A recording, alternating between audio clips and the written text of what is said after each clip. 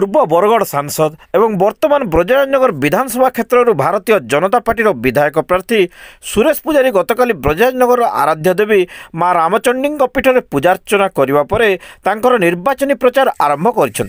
गतकाली पूर्वाह्न Gandhi छकठारू BJP Brajrajnagar मंडल सभापति तथा वरिष्ठ आदिवासी युवनेता रुक्मण धुरुओं नेतृत्व में शह शह दलीय कर्मी माने श्री पुजारी को स्वागत संबर्धना जणाइबा सह निकटस्थ त्रिनाट मंडपठारे पूजापाठ पर एक विराट बाइक रैली रे माँ रामचंडी पीठ को पहुंची सेठारे पूजा कार्य पर श्री पुजारी निर्वाचन मंडली विभिन्न स्थान आसिथिबा कर्मी मानक सह आलोचना करथिले। निर्वाचन ओडिशा मत लगुच सब महत्वपूर्ण निर्वाचन सांगे सांगे भारत सरकार गठन करने निर्वाचन हो तेणु लोकसभा और विधानसभा निर्वाचन तो लक्ष्य यहाँ जे ओडिशा डबल इंजिन सरकार केन्द्र में सुरक्षा नरेंद्र मोदी तृतीय थर पर देशर प्रधानमंत्री हूँ एवं सारा भारत वर्ष से दिगरे जाऊँगी तृतीय थर भारतीय जनता पार्टी सरकार दिल्ली में हो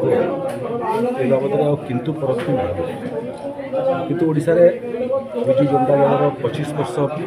शासन पूर्ति होगा एवं क्वार्टर सेंचुरी कहूँ इंग्राजी में एवं क्वार्टर सेंचुरी सुजोग पाइला परे मध्य आउ थे सुजोग देवाई आवेदन करवा नवेदन करार कौन यथार्थता नहीं 5 वर्ष पर्याप्त नुहे 10 वर्ष सुजोग मिलले काम करवा बेसी सुजोग तैयारी हो 15 वर्ष मत लगे सुजोग पाँच विधायक हाँपाई कि सांसद हाँपाई कि सरकार करने कौन एक्सप्लेनेशन नहीं देश राज्य विकास कहीं 25 वर्ष क्वार्टर सेंचुरी शासन कला आउ थे मत सुजोग दियो ओडिशा को विकास करने मत लगुच ये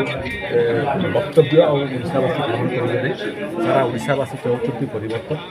भारतीय जनता पार्टी सरकार निजस्व सरकार केवे तेणु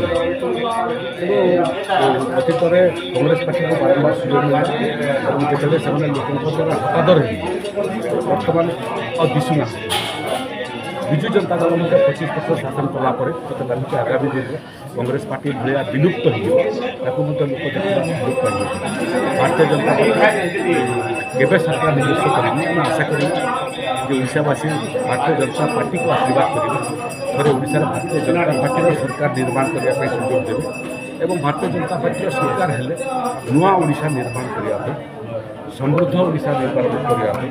विकसित ओडिशा निर्माण करने भारतीय जनता पार्टी जो लक्ष्य से लक्ष्य प्राप्ति पार निर्वाचन मैनिफेस्टो तैयारी चलती अल्प दिन पर आम निर्वाचन मैनिफेस्टो सार्वजनीन हो गोटे नुआ ओडिशा एक विकसित ओडिशा एक समृद्ध ओडिशा आत्मनिर्भरशील ओडिशा गठन करने भारतीय जनता पार्टी जो संकल्प अच्छी से संकल्प आगामी दिन सरकार निर्वाचन मंडली को लेकिन सब गुरुत्वपूर्ण प्रसंग कौन ये प्रसंग अनेक गोटे अवहेलित अंचल विगत 5 वर्ष केंद्र सरकार जातीय राजपथ हो